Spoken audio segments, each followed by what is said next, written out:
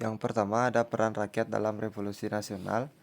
Persoalan upaya mempertahankan kemerdekaan bukan hanya berada pada puncak para elit negara dan militer, melainkan seluruh lapisan rakyat Indonesia dengan semboyan merdeka atau mati. Peran perempuan. Pemerintah RI menyerukan para perempuan yang sebelumnya tergabung dalam Pujinkai atau organisasi wanita bentukan Jepang agar masuk dalam berbagai wadah organisasi perempuan Indonesia. Dengan demikian, para perempuan Indonesia segera dapat menyalurkan tenaganya untuk kepentingan perjuangan, terutama dalam bidang-bidang sosial. Kaum perempuan seringkali berada di garis depan sebagai informan dan penyalur kebutuhan para pejuang. Di beberapa daerah, para istri dan remaja istri mengorganisasi diri untuk memenuhi kebutuhan logistik, obat-obatan, bahkan pembiayaan perang. Peran medis dan kesehatan. Situasi perang yang rentan menimbulkan korban. Bidang medis dan kesehatan menjadi faktor penunjang penting bagi perjuangan mempertahankan kemerdekaan. Di Aceh, para perempuan anggota Palang Merah di Indonesia membentuk satuan tugas yang selalu siaga, dikirim dan diberangkatkan ke medan laga untuk menolong korban perang. Sementara itu, para perempuan di Sulawesi Utara berulang kali berjuang untuk menerobos blokade dan pertahanan Belanda untuk mencari obat-obatan yang saat itu sukar diperoleh. Peran serupa juga dilakukan oleh anggota perempuan Palang Merah di Bali. Mereka menjalin kontak rahasia dengan rekan di kota-kota untuk menyalurkan bantuan ke desa dan daerah gerilya. Dengan keterampilannya, para perempuan Bali ini juga meramu berbagai tanaman obat untuk mengatasi kekurangan obat-obatan. Di Indonesia Timur, para perempuan Maluku juga berperan aktif sebagai tenaga sukarela di berbagai rumah sakit sebagai tenaga perawat. Bahkan tak sedikit dari mereka yang membantu perjuangan di Jawa. Pada masa agresi militer Belanda, para tenaga medis dari Maluku ini tercatat bertugas memeriksa para pengungsi yang berpindah dan datang ke Yogyakarta. Selanjutnya, pendidikan. Meski di masa perang, pendidikan terhadap generasi penerus bangsa tetap harus dilaksanakan. Selepas kemerdekaan, pelajar putri di Aceh diberikan pelatihan kepanduan untuk melatih kemampuan intelijen dan perkembangan fisik, semangat, dan cinta tanah air. Saat revolusi pecah, para perempuan di Aceh menjadi guru sukarela untuk mendidik anak-anak bangsa dan memberantas buta huruf di sekolah rendah. Hal serupa juga dilakukan para perempuan pejuang di Tondano dengan mendirikan Yayasan Pendidikan Bangsa pada November 1945. Yayasan ini mendirikan Sekolah Menengah Rendah Kebangsaan atau SMRK. Nah, yang selanjutnya ada bagian C, yaitu dapur umum dan logistik. Keberlangsungan perjuangan mempertahankan kemerdekaan tidak akan lama apabila tidak ada asupan makanan yang memadai. Karenanya keberadaan dapur umum yang dikelola oleh para perempuan berperan sangat penting dalam perjuangan. Tak heran keberadaan markas para pejuang selalu diiringi dengan keberadaan dapur umum. Di Maluku, para istri dan remaja putri Barisan Pejuang Indonesia mendirikan dapur umum untuk menyediakan makanan serta tempat tinggal bagi para pejuang dan pengungsi.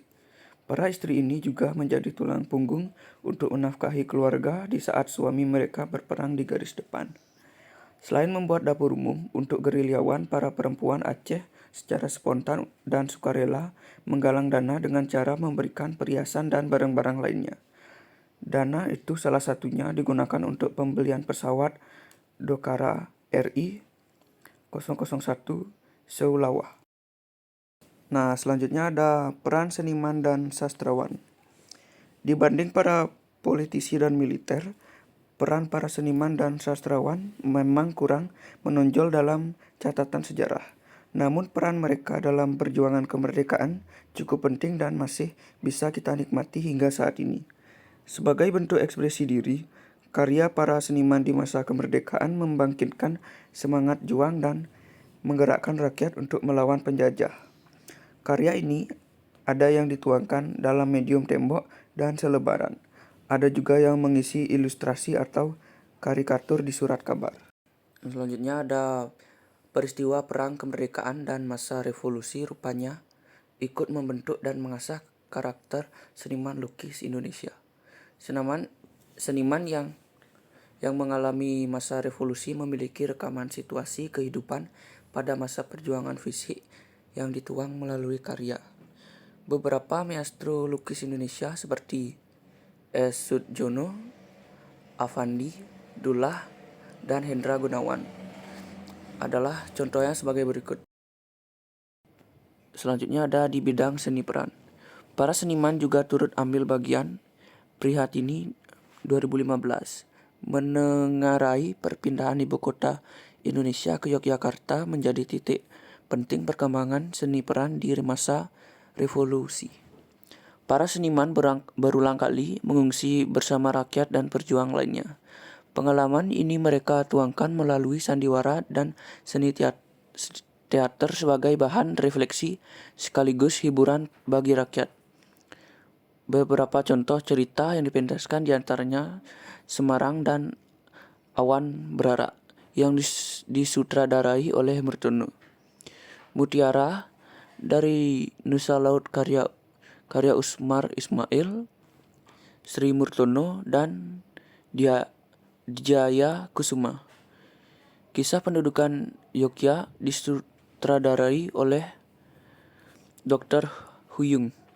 Salah satu seniman peran yang produktif adalah Sri Murtono dengan karyanya di belakang Kedok Jelita Revolusi, Di Depan Pintu Baratayuda, dan Tidurlah Anakku.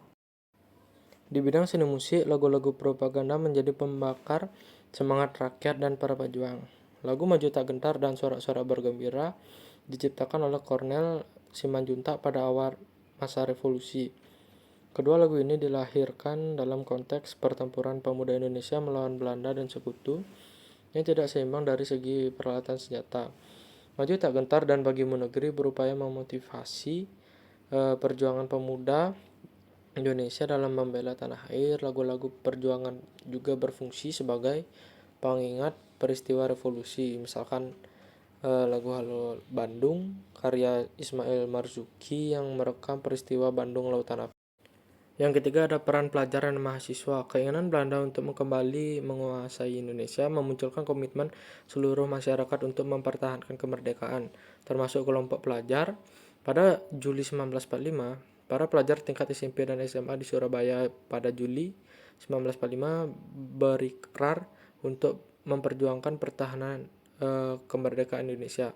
Pada 25 September 1945 di Yogyakarta diselenggarakan rapat umum yang dihadiri para pemudaan, pelajar dan Jawa dan Madura. Pada September 1945, para pelajar mengulang membentuk gabungan sekolah menengah yang kemudian melebur dengan Ikatan Pelajar Indonesia KEDU.